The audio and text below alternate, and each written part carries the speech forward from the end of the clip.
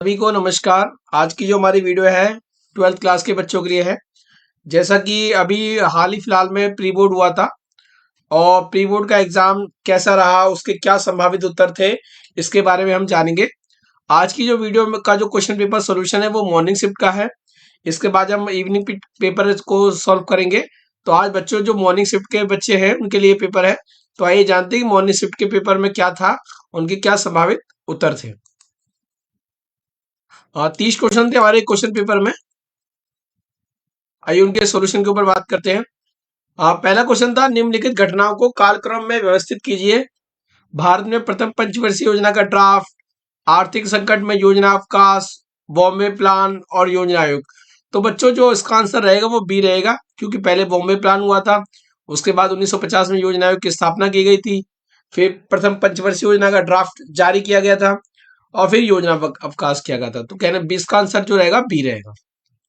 Question number 2, 1 नवंबर 1994 से संयुक्त राष्ट्र संघ का एक अंग न्यायशीलता परिषद को स्थगित कर दिया गया था। इसका ऑप्शन ए था, वो अंतिम ट्रस्ट पलाऊ स्वतंत्र गया था। कहने का तात्पर्य क्या है कि जो न्यायशीलता था उसको जो किया जाता था वो ये कि किसी देश की देखरेख के लिए किया जाता था। क्योंकि सब स्वतंत्र देश हो गए थे तो इसका जरूरत नहीं थी। क्वेश्चन नंबर 3, निवारक नजरबंदी के अंतर्गत किसी व्यक्ति को गिरफ्तार किया जाता है।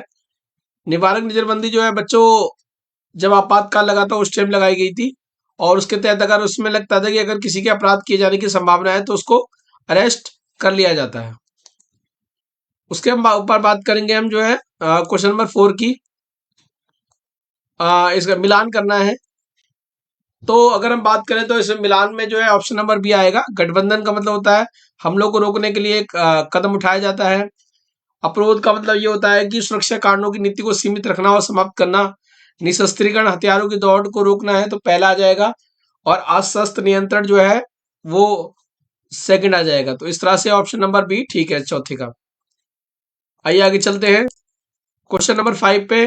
भारत ने नियोजित अर्थव्यवस्था का विचार कहां से ग्रहण किया। तो बच्चों भारत ने जो नियोजित अर्थव्यवस्था है वो सोवियत संघ से ग्रहण किया था। क्वेश्चन नंबर 6, कथन और कारण। विश्व राजनीति में प्रत्येक देश को अपनी सुरक्षा की जिम्मेदारी खुद उठानी होती है, क्योंकि भारत राजनीति में ऐसी कोई विश्व राजनीति में ऐसी कोई सत्ता नहीं है जो सबके ऊपर हो। तो इसमें जो ऑप्शन ए है वो ठीक है, क्योंकि उसका और दोनों का जो है बिल्कुल मैच कर रहा है। अभी कथन और कारण, तो ए ठीक है पक्का। नंबर 7, बाल्कन क्षेत्रों का वह गणराज्य जो संघर्ष का शिकार हुआ था वो यूगोस्लाविया है। ऑप्शन डी इसका आंसर होगा। क्वेश्चन नंबर 8, भारत पाकिस्तान विभाजन की विपदा का जिक्र करते हुए रचनाकारों द्वारा किस का प्रयोग जुमले का किया गया था। तो वो कहा गया था दिल के दो टुकड़े हो जाना। क्वेश्चन नंबर 9, 1970 के दशक में उच्च पदों पर भ्रष्टाचार, महंगाई, बेरोजगारी के संबंध में छात्र आंदोलन हुआ था। ये भी आपातकाल वाले चैप्टर से है। इसका आंसर रहेगा गुजरात। तो ऑप्शन नंबर ए ठीक है। क्वेश्चन नंबर 10, आजादी के तुरंत बाद भारत के अस्तित्व पर ही खतरा मंडरा रहा था। भारत अथवा पाकिस्तान में शामिल होने के लिए, स्वतंत्र रहने के लिए निर्णय रजवाड़ों की प्रजा को करना था। रजवाड़ों को नहीं करना था। देखो बच्चों, आपको बताया कि जो निर्णय था वो राजाओं के हाथ में था। तो ऑप्शन नंबर डी है कि कथन सही है पर कारण गलत है। क्वेश्चन नंबर 11, शॉक थेरेपी में निम्नलिखित में से कौन सा परिणाम था। शॉक थेरेपी के टाइम पे जो रूसी की जो मुद्रा है रूबल, उसमें गिरावट आ गई थी। संयुक्त राष्ट्र संघ का वह कौन सा अंग है जिसमें सभी देशों के प्रतिनिधि होते हैं और एक वोट होता है। तो आम सभा यानी कि महासभा होता है। तो इस तरह एक एक नंबर के क्वेश्चन का सेक्शन हमारा पूरा हुआ। अब चलते हैं दो दो नंबर के क्वेश्चन पे। क्वेश्चन नंबर 13 था, यूरोपीय संघ की ऐसी किन्हीं दो विशेषताओं को उजागर कीजिए जो अन्य क्षेत्रीय संगठनों से भिन्न बनाती है। बच्चों, यूरोपीय संघ की सबसे मेन बात है कि इसकी जो है एक साझी मुद्रा है। साझी विदेश नीति के तौर पे ये काम करते हैं और साझी सुरक्षा की नीति के तौर पे काम करते हैं। तो इसमें से किसी भी दो को भी आप एक्सप्लेन कर देंगे तो आपको पूरे 2/2 मिल जाएंगे। क्वेश्चन नंबर 14, आंतरिक रूप से विस्थापित जन और शरणार्थी के बीच के अंतर को उदाहरण द्वारा समझाइए। बच्चों, जब देश के अंदर ही जो है विस्थापन होता है तो उसको आंतरिक रूप से विस्थापन कहा जाता है, और जब दूसरे देश में जाते हैं तो इसको दूसरे देश में विस्थापन कहा जाता है। जैसे कश्मीर से जो है पंडित जो है भागे थे हिंसा की वजह से, तो वो आंतरिक विस्थापन कहलाएगा। और जब कोई एक देश से दूसरे देश में चला जाता है तो वो शरणार्थी वाला कहलाता है। जैसे भारत पाकिस्तान का विभाजन हो गया था तो लोग उधर जाना पड़ गया था। तो अगर हम बात करें तो महामारियों की, अगर इसका आंसर ये रहेगा कि देखिए, महामारी जब फैलने की बात आती है तो सभी एक देश से दूसरे देश में फैल सकती है। आपने चाइना में देखा कि जो कोरोना वायरस आ रहा था, एक एक साथ ही फिर वो कई देशों में फैल गया। तो जब चूंकि महामारियां एक देश से दूसरे देश में आसानी से फैल सकती है, तो चाहिए कि सबको इससे मिलकर मुकाबला करें, क्योंकि ऐसा नहीं होगी एक देश इससे पीड़ित रहेगा दूसरा नहीं रहेगा। क्वेश्चन नंबर 16, ईवीएम क्या है, किस वर्ष इसका पूरा प्रयोग किया गया था? बच्चों, ईवीएम का नाम है इलेक्ट्रॉनिक वोटिंग मशीन, और 2004 के चुनाव में जो है ईवीएम का पहली बार प्रयोग किया गया था। क्वेश्चन नंबर 17 पे बात करते हैं। स्वतंत्रता के बाद भारत में कायम हुआ एक पार्टी का प्रभुत्व किन प्रकार से अन्य देशों से भिन्न था? अपनी उत्तर की पुष्टि के लिए दो उदाहरण दीजिए। अब बच्चों, देखो इसमें बात करें, जो जो एक पार्टी का प्रभुत्व था वो सीधे सीधे कांग्रेस की बात की जा रही थी कि कांग्रेस का लंबे समय तक डोमिनेंस रहा। पर अन्य राज्यों, अन्य देशों के संबंध में बिल्कुल अलग है। चीन, क्यूबा, सीरिया में जो है एक दल की अनुमति थी, दूसरी पार्टियां आ ही नहीं सकती थी। मैक्सिमम में पीआरआई का शासन था, पूर्णतः तानाशाही वाला।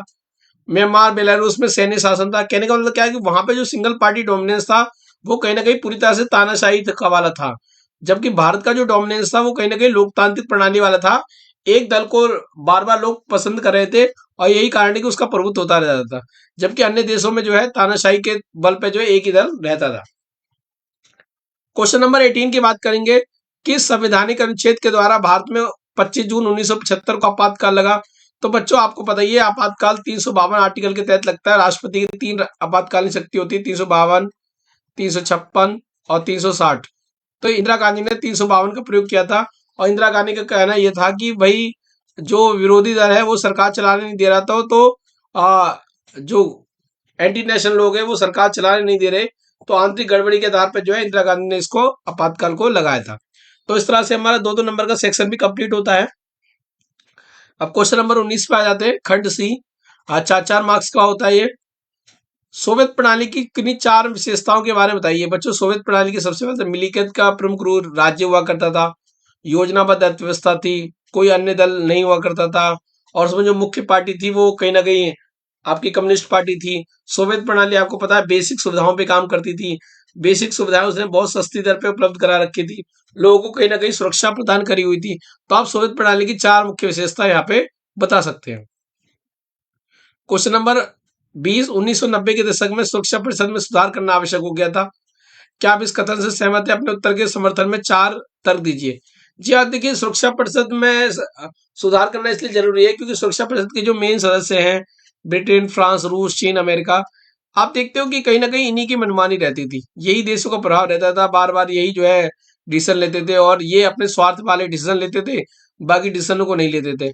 तो कहीं ना कहीं चंद देशों का प्रभाव था, प्रतिनिधित्व नहीं था, विकासशील देशों का कोई ज्यादा प्रतिनिधित्व उसमें था नहीं, और जो भी निर्णय होते थे वो वास्तविकता से परे होते थे, जो मेन काम दिया गया था वो पूरा नहीं कर रही थी। तो यही कारण था कि सुरक्षा परिषद यानी कि सिक्योरिटी काउंसिल में परिवर्तन की आवश्यकता थी। इसके ऑप्शन की हम बात करेंगे। सुरक्षा परिषद की स्थायी और अस्थायी सदस्यता के लिए सुझाए गए मानदंडों की वैधता के विभिन्न देशों को किस आधार पर चुनौती दी गई थी? अपने उत्तर की पुष्टि के लिए तर्क दीजिए। बच्चों, आपको पता है इस क्वेश्चन को कहा गया था कि बड़ी सेना होनी चाहिए, बड़ी सैन्य शक्ति होनी चाहिए, बजट में अधिक योगदान देना चाहिए, जनसंख्या अधिक होनी चाहिए। तो मेन बात है कि प्रश्न ये उठता है कि वास्तव में कितनी बड़ी सेना हो, कितनी बड़ी सैन्य शक्ति हो, बजट में वो कितना योगदान दे, और कितनी उसकी जनसंख्या हो, क्या जनसंख्या फायदेमंद रहेगी या नुकसानदायक रहेगी। ये सारे प्रश्न थे जो कहीं ना कहीं चुनौती थी। क्वेश्चन नंबर 21 की बात करेंगे। वैश्वीकरण के विरोध के प्रति भारत के अनुभवों का वर्णन कीजिए। बच्चों, 1991 में जो है वैश्वीकरण आया, और वैश्वीकरण आने के बाद जो है भारत में इसका लगातार विरोध रहा है। अब विरोध में कौन कौन रहे हैं? किसान लोग रहे हैं। किसानों को लगता है कि वैश्वीकरण के आने से जो बड़ी बड़ी कंपनियां उन्होंने बीजों पे कब्जा कर लिया है, वो बीजों को महंगी दर पे बेचते हैं, कहीं ना कहीं बीजों को पेटेंट करा रखा है, उससे नुकसान होता है। लेफ्ट पार्टी, उनको लगता था कि मजदूरों का शोषण किया जा रहा है, वैश्वीकरण ग्लोबलाइजेशन के आने से मजदूरों से ज्यादा काम लिया जाता है, कम वेतन दिया जाता है। इस तरह से किसानों और सोशल फोरम और श्रमिकों द्वारा जो है इसका विरोध किया जाता है। श्रमिकों को ये लगता था कि काम तो ज्यादा ले लिया जाता है, उस तरह से वैश्वीकरण के नाम में जो है कंपनियों द्वारा हमें वेतन नहीं दिया जाता। क्वेश्चन नंबर 22, प्रीवी पर्स की समाप्ति के लिए उत्तरदायी कारकों को उजागर कीजिए। बच्चों, प्रीवी पर्स क्या था पहले आइए समझते हैं। प्रीवी पर्स वास्तव में जब रियासतों का विलयकरण करा रहे थे, राजा और महाराजाओं से कहा रहा था कि अपनी रियासत को आप भारत में शामिल कीजिए, तो बाद में ये निकल के आई थी कि हम कहीं ना कहीं आप अपनी रियासत को जोड़ेंगे तो आपको कुछ मौद्रिक बेनिफिट्स भी देंगे, कुछ अलग से बेनिफिट देंगे, उसी को प्रीवी पर्स का नाम दिया गया। बाद में जो है इंदिरा गांधी को लगा कि जो है प्रीवी पर्स जो है इसको समाप्त कर देना चाहिए, क्योंकि ये समानता के खिलाफ है। 1967 के चुनाव में भी जो है इंदिरा गांधी ने इसको बहुत जोर शोर से उठाया था। कहीं ना कहीं कहने का तात्पर्य क्या है कि जो प्रीवी पर्स था समानता के अधिकार के खिलाफ था, और उसको लगता था कि ये समानता के खिलाफ नहीं है, तो इसलिए जो है इसको प्रीवी पर्स को हटाया गया। बच्चों, इसका ऑप्शन पे हम बात करेंगे कि कांग्रेस के विभाजन के लिए उत्तरदायी घटनाओं की व्याख्या कीजिए। अगर हम कांग्रेस के विभाजन की बात करें तो आपको पता ही है कि 1969 में एक बहुत बड़ी घटना घटी, जो थी राष्ट्रपति चुनाव से संबंधित था। पहले कांग्रेस हुआ करती थी और कांग्रेस में एक दल हुआ करता था, सॉरी समूह हुआ करता था, जिसका नाम था सिंडिकेट। सिंडिकेट जो है सारे फैसले लिया करता था। सिंडिकेट ने ही इंदिरा गांधी को प्रधानमंत्री बनवाया था। 1969 में जो है कांग्रेस वालों ने क्या काम करा, नीलम संजीव रेड्डी को राष्ट्रपति उम्मीदवार बनाया। इंदिरा गांधी को ये बात पसंद नहीं आई और इंदिरा गांधी की उनसे बनती नहीं थी। तो जब राष्ट्रपति चुनाव हुआ तो इंदिरा गांधी ने क्या काम करा, वीवी गिरी को जो है एक राष्ट्रपति कैंडिडेट के रूप में खड़ा कर दिया। यानी कि एक ही कांग्रेस के दो दो कैंडिडेट खड़े हुए, एक कांग्रेस मूल कांग्रेस की तरफ से, एक इंदिरा गांधी की तरफ से। परिणाम ये निकल के आया कि वीवी गिरी जी जीत गए, यानी कि इंदिरा के समर्थन में जो वीवी गिरी थे वो जीत गए, और कांग्रेस का जो आधिकारिक उम्मीदवार थे नीलम संजीव रेड्डी वो हार गए। तो इससे फिर इंदिरा गांधी को फिर पार्टी से बाहर निकाल दिया गया और यहीं से एक विभाजन हो गया कांग्रेस आर और कांग्रेस ओ में। जो पुरानी वाली थी वो ऑर्गेनाइजेशन हो गई, जो इंदिरा गांधी वाली थी वो रिक्विजिनिस्ट हो गई। और राष्ट्रपति चुनाव के साथ साथ इंदिरा गांधी जो है कहीं ना कहीं वामपंथी नीतियों को लागू करने में लगी हुई थी। जो भी सिंडिकेट को अच्छा नहीं लग रहा था, उनको लग रहा था कहीं ना कहीं इंदिरा गांधी जो है उनकी हाथ से सत्ता खिसकाती जा रही है। यही कारण था कि कांग्रेस में जो है कहीं ना कहीं विभाजन का कारण बना। क्वेश्चन नंबर 20 पे आएंगे, 23 पे आएंगे हम। 23 में कहा गया है कि मंडल आयोग की स्थापना के पीछे क्या उद्देश्य था। मंडल आयोग द्वारा सुझाई गई किन्हीं दो सिफारिशों का वर्णन कीजिए। तो अगर मंडल आयोग की हम बात करें तो मंडल आयोग का गठन जो है आपको पता ही है जनता पार्टी के द्वारा कराया गया था 1978 में। उसने वास्तव में पिछड़ों की पहचान के लिए ये बनाया गया था, और ये कहा गया था कि भाई आप पता लगाइए कि कौन लोग पिछड़े हुए हैं, किन लोगों की हालत जो है बहुत ज्यादा खराब है। तो इस स्थिति में जो है उन्होंने एक कमीशन को बिठाया। उनके जो हेड थे वो कहीं ना कहीं बीपी मंडल जी थे, तो इसलिए मंडल आयोग किया गया। और मंडल आयोग ने जो सिफारिश दी उसमें ये कहा गया, एक तो भूमि सुधार करने की बात की गई, और उन्होंने कहा कि ओबीसी को सरकारी नौकरियों में 27% जो है रिजर्वेशन की बात जो है इसमें की गई। Question number 24। अब हम बात करेंगे क्वेश्चन नंबर 24 की। 24 आपको पता ही है बच्चों एक पैसेज है, और जानते हैं पैसेज के आधार पर कुछ आंसर्स देने हमें। आइए पहले पैसेज को पढ़ते हैं। बुनियादी रूप से आसियान एक आर्थिक संगठन है, वह ऐसा ही बना रहा। आसियान क्षेत्र का कुल अर्थव्यवस्था अमेरिका, यूरोपियन संघ और जापान की तुलना में काफी छोटी है, पर इसका विकास तेजी से हो रहा है। इसके चलते इस क्षेत्र से और बाहर प्रभाव तेजी से बढ़ रहा है। तो इसके हमें आंसर बताने हैं।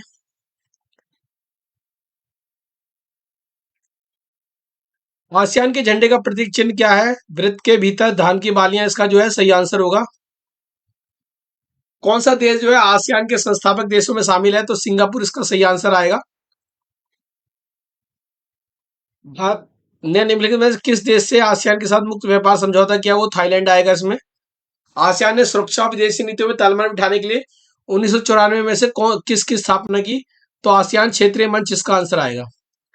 बच्चों अब नक्शे की बात करेंगे। पेपर में एक नक्शा आता है, तो उस नक्शे में क्या आंसर आएंगे, आइए बात करते हैं। ये इसने क्वेश्चन पूछा है कि वह राज्य जहां 1951 1991 91 में चुनाव के अभियान के दौरान राजीव गांधी की हत्या कर दी गई। तो आपको पता है कि तमिलनाडु में जो है राजीव गांधी जी की हत्या कर दी गई थी, जब वो चुनाव प्रचार करने के लिए गए थे। और आपको पता है तमिल मुद्दे पर हुआ था ये, तमिल सिंगली वाला जो मामला था श्रीलंका का।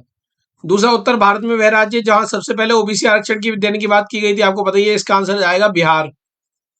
वह राज्य जिसका मुख्यमंत्री को सर्वोच्च न्यायालय में एक दिन के लिए प्रतीकात्मक कारावास दिया गई। आपको पता है कि 1992 में जो है बाबरी मस्जिद को जब तोड़ा गया था, तो उसमें जो मुख्यमंत्री थे कल्याण सिंह, तो कल्याण सिंह को जो है एक दिन की जो है प्रतीकात्मक सजा दी गई थी, और ये यूपी का मामला है। वह राज्य जिसकी राजधानी को 1992 में सांप्रदायिक असहिष्णुता का सामना करना पड़ा। आपको पता है कि मुंबई में जो है बम विस्फोट हुए थे, तो इसमें मुंबई आंसर आएगा। किस तरह से बनना, आइए जानते हैं। राजीव गांधी की हत्या वाला जो कॉन्सेप्ट था, उसका जो तमिलनाडु व सी है, ओबीसी आरक्षण में जो है ए बिहार, प्रतीकात्मक सजा जो है यूपी का डी ऑप्शन है, और सांप्रदायिक असहिष्णुता यानी कि महाराष्ट्र। आपको बच्चों इस तरह से भरना है, नक्शे को चिपकाना वगैरह कुछ नहीं है। इस कार्टून को ध्यान से देखिए और उत्तर दीजिए। उपयुक्त कार्टून में रजवाड़ों के शासक और प्रजा के बीच में किस प्रकार के संबंध थे? देखिए, प्रजा पर अत्याचार हो रहे थे, आपको इसमें आंसर देना था। कार्टून में सरदार प्रेम जी जवाहर ये कहा गया, ना ना उठिए मत महाराज, मुझे बस ये दे दीजिए। तो उन्होंने क्या मांगा था? उन्होंने मांगा था विदेशी रक्षा संचार। वास्तव में इससे लेना चाहते थे, और यहीं से सारा शासन जो है कंट्रोल में हो जाता। ऐसी कौन सी रियासतें थी जो भारत में विलय करने से इनकार कर रही थी? कश्मीर, जूनागढ़, हैदराबाद, मणिपुर ये रियासत थी जो कहीं ना कहीं नहीं जुड़ना चाहती थी। करेंगे बच्चों क्वेश्चन नंबर 27। अब हम पहुंच गए हैं 6-6 नंबर वाले पॉइंट पे, 6-6 नंबर वाले क्वेश्चन। आइए जानते हैं उसके आंसर क्या थे। दक्षिण एशिया पद का प्रयोग किन देशों के लिए किया गया था? शीत युद्ध के पश्चात दक्षिण एशिया में अमेरिका की तेजी से बढ़ती भागीदारी के 2 कारण बताइए। तो बच्चों, दक्षिण एशिया के अंतर्गत बांग्लादेश, भूटान, भारत, मालदीव, नेपाल, पाकिस्तान और श्रीलंका की बात की गई है। देखिए, अमेरिका ने भारत और पाकिस्तान के साथ अच्छे संबंध बढ़ाने की कोशिश की है, और अमेरिका में जो है कई दक्षिण एशियाई के लोग रहते हैं। आप इसमें उत्तर में लिख सकते हैं। कुल मिला के दक्षिण एशिया के साथ अमेरिका के साथ क्या दोस्ती रही है, क्या भागीदारी रही है, आप इसमें और कोई भी पॉइंट लिखते हैं तो आपको इसमें मिल जाएगा नंबर। दक्षिण एशिया में भारत की स्थिति केंद्रीय है, और इसी वजह से इनमें से अधिकांश संघर्षों की रिश्ता भारत से है। किन्हीं 3 उदाहरणों के द्वारा आप इसे समझाइए। देखिए, दक्षिण एशिया में भारत की स्थिति केंद्रीय रही है, परंतु दक्षिण एशियाई देशों के साथ ही भारत के संबंध कहीं ना कहीं तनाव वाले रहे हैं। जिसमें सबसे पहले तो आपको बताइए, पाकिस्तान के साथ हमारा सीमा जल विवाद रहा है। पाकिस्तान के साथ लगातार हमारे डिस्प्यूट बने ही रहते हैं, उसके बारे में आप बता देंगे। दूसरा, भारत बांग्लादेश के समस्या, बांग्लादेश से लगातार अवैध प्रवासी जो है भारत में आते रहते हैं, जो कि एक बहुत बड़ा कारण बनता है। भारत और नेपाल के संबंध भी बड़े तल्ख होने देखे गए हैं, क्योंकि जो नेपाल की है वो चीन से दोस्ती रही है, और चीन नहीं चाहता कि भारत में कोई शांति रहे। तो इस तरह से दक्षिण एशियाई में ही भारत की समस्या बहुत देखने को आपको मिल जाएगी। क्वेश्चन नंबर 28 पे बात करेंगे हम। वर्तमान में संसाधनों का संरक्षण भी इस राजनीति का एक अहम अंग है, इस कथन का औचित्य कीजिए। देखिए, राजनीति में पर्यावरण की बात करना इसलिए जरूरी है क्योंकि कृषि योग्य भूमि लगातार कम होती जा रही है, यानी कि पर्यावरण को कहीं ना कहीं नुकसान होता जा रहा है। ये जो ओजोन परत है उसका कहीं ना कहीं लगातार नुकसान होता जा रहा है। समुद्री प्रदूषण लगातार बढ़ता जा रहा है। स्वच्छ जल की कमी होती रह रही है। यानी कि जो पर्यावरण की समस्याएं हैं वो बहुत ही विकराल रूप धारण करती जा रही है, और राजनीति को चाहिए कि इनका सोल्यूशन करे, क्योंकि राजनीति का जो निर्माण किया है वो हम ही लोगों ने किया है, हमारी सुविधा के लिए किया है। तो सरकारों का इस पे सोचना जरूरी है, और क्योंकि इन ये जो समस्या है हमसे सीधे सीधे संबंधित है, और सरकारों को इसका निराकरण करना होता है। इसलिए हमें इस बात को ध्यान रखना है कि राजनीति का कहीं ना कहीं प्रदूषण पे भी चर्चा होनी बहुत ही जरूरी है। क्वेश्चन नंबर 28 का ऑप्शन की बात करेंगे। विश्व की साझी संपदा की सुरक्षा पर आम सहमति को कठिन बनाने हेतु कोई 2 मुख्य चुनौती बताइए। आपको साझी संपदा का बच्चों पता ही है मतलब क्या होता है। साझी संपदा का मतलब ये होता है कि जो विश्व की जो पूरे संसाधन है, जो रिसोर्सेस है, उन पे सबका हक है और सभी को इसकी सुरक्षा करनी है। तो अगर नुकसान करें तो इसको सुरक्षा करने की जिम्मेदारी भी हम सबकी है। पर हमें ये देखना चाहता है कि नुकसान कौन कर रहा है, सुरक्षा की जिम्मेदारी कितनी है, और प्राकृतिक संसाधनों पे किसका कितना हक है, ये भी एक बहुत बड़ी चुनौती है। कहने का तात्पर्य क्या है कि आप हम देखते हैं कि विकासशील देश और विकसित देशों की जब बात करते हैं तो विकासशील देशों को लगता है कि विकसित देशों ने ये सारा गंदा किया है तो उसी को ठीक करना होगा। वही विकसित देशों का कहना है कि विकासशील देशों की तकनीक कहीं ना कहीं बहुत पुरानी है, इसकी वजह से प्रदूषण कर रहे हैं। दूसरी बात, संसाधनों पे किसका कितना हक है, इसकी भी लड़ाई आप देखने को मिल जाती है। इसके संबंध में और भी कोई पॉइंट होंगे तो आपको आंसर मिल जाएगा। ये सारे पॉइंट सजेस्टिव होते हैं और मेनली आसपास वाले होते हैं कि आपको इसमें क्या लिखना होता है। अगर थोड़ा इधर उधर भी जाता है तो परेशान होने की जरूरत नहीं है, टीचर जो आपको नंबर दे देगा। बस ये कि आपका आंसर गलत नहीं होना चाहिए और पॉइंट से हटके नहीं होना चाहिए। तो परेशान होने की जरूरत नहीं है कि एज इट इज पॉइंट नहीं हुए तो हमारे क्या होगा, ऐसी कोई बात नहीं होती। सजेस्टिव पॉइंट होते हैं, मेन पॉइंट होते हैं। अगर आप ऐसे कर देते हो आपको पूरे पूरे नंबर मिल जाते हैं, और अगर आप इसके आसपास भी रहते हैं तो भी आपको अच्छे खासे नंबर दे दिए जाते हैं। तो परेशान होने की आपको जरूरत नहीं है। भारतीय राजनीति पर 1962 के भारत चीन युद्ध के किन्हीं 3 प्रभाव का विश्लेषण कीजिए। बच्चों 1962 में आपको पता ही है कि चीन ने जो है भारत पर आक्रमण कर दिया था। जब चीन ने भारत पर आक्रमण करा तो भारत की छवि को बहुत ही धक्का लगा, और भारत के स्वाभिमान को कहीं ना कहीं बहुत चोट पहुंची, और ये लगा लो राष्ट्रवाद की भावना प्रबल हुई। लोगों को लगने लगा कि चाइना ने हम पे अटैक कर दिया है, अब हमें चाइना के खिलाफ स्टैंड होकर खड़ा हो जाना चाहिए। चाइना के खिलाफ जो है राष्ट्रवाद की भावना जागृत हुई, और सब स्वर एक स्वर में चाइना के खिलाफ हुए। यहीं जो है सरकार को अविश्वास प्रस्ताव का सामना करना पड़ा। ये सरकार के खिलाफ लाया गया था, क्योंकि जब चाइना ने भारत पे आक्रमण कर दिया तो वो कहीं ना कहीं भारत के लिए एक बहुत बड़ा झटका भी था। ऑप्शन की बात करेंगे, शीत युद्ध के दौरान स्वतंत्रता के पश्चात भारत किसी भी गुट में शामिल नहीं हुआ, इसके 3 कारण स्पष्ट कीजिए। बच्चों आपको पता ही है कि भारत जब कोल्ड वॉर का एक टाइम था, तो जब विश्व 2 महाशक्तियों के बीच में बटा हुआ था, अमेरिका और सोवियत संघ, तो ये पूछा जाता है कि भारत का किस तरफ है। तो भारत ने जो है किसी भी शक्ति गुट में शामिल नहीं हुआ, और भारत ने जो है एक अलग गुट बनाया जिसको नेम यानी कि नॉन अलाइंड मूवमेंट यानी कि गुट निरपेक्ष कहते हैं। अब भारत ने गुट निरपेक्षता को क्यों अपनाया ये जानना बहुत जरूरी है। सबसे पहले तो भारत के लिए राष्ट्र हित के लिए बहुत जरूरी थी। अगर भारत एक ग्रुप में शामिल हो जाता तो वो मदद भी नहीं मांग पाता, तो नेशनल इंटरेस्ट के हिसाब से ठीक था। अगर भारत किसी ग्रुप में शामिल हो जाता तो वो सोवरेंटी नहीं प्राप्त कर पाता, क्योंकि सोवरेंटी का मतलब होता है कि हम जो है सारे निर्णय ले पा रहे हैं, कहीं ना कहीं अपने खुद के निर्णय ले पा रहे हैं। और जब अगर हम किसी और ग्रुप में शामिल हो जाते तो निर्णय नहीं ले पाते। तो संप्रभुता बनाए रखने के लिए हमने ऐसा करा। भारत गुटबाजी से दूर रहना चाहता था, भारत नहीं चाहता था कि किसी गुट में शामिल हो, और भारत एक विश्व को नया विकल्प देना चाहता था। भारत चाहता था कि सभी देशों के साथ ऐसा हो रहा है, तो कुछ ना कुछ ऐसे विकल्प का रास्ता तैयार करना पड़ेगा कि सभी देश उसमें आ जाएं, और ये जो दौड़ है ग्रुप है ये खत्म हो। पंजाब समझौता क्या था? समझौते के बीच में कुछ मुख्य बिंदु बताइए। बच्चों पंजाब समझौता तो हुआ था, वो 1985 में हुआ था, राजीव गांधी और हरचंद सिंह लोगोवाल के बीच में। समझौते की क्या क्या मेन मेन बातें थी आइए जानते हैं। नंबर 1, चंडीगढ़ को जो है पंजाब को दे दिया जाए। दूसरा इसका ये था कि पंजाब हरियाणा सीमा विवाद के लिए एक आयोग बनाया जाए। तीसरा, पंजाब हरियाणा और राजस्थान के बीच में जो पानी बंटवारे की समस्या है उसके एक ट्रिब्यूनल बनाया जाए, एक प्राधिकरण बनाया जाए, ताकि इस समस्या को हल किया जा सके। चौथा था विशेष सुरक्षा बल अधिनियम वापस लिया जाए। जो विशेष सुरक्षा बल लगाए गए हैं जो हिंसा से निपटने के लिए, उस अधिनियम को वापस लेने की बात की गई।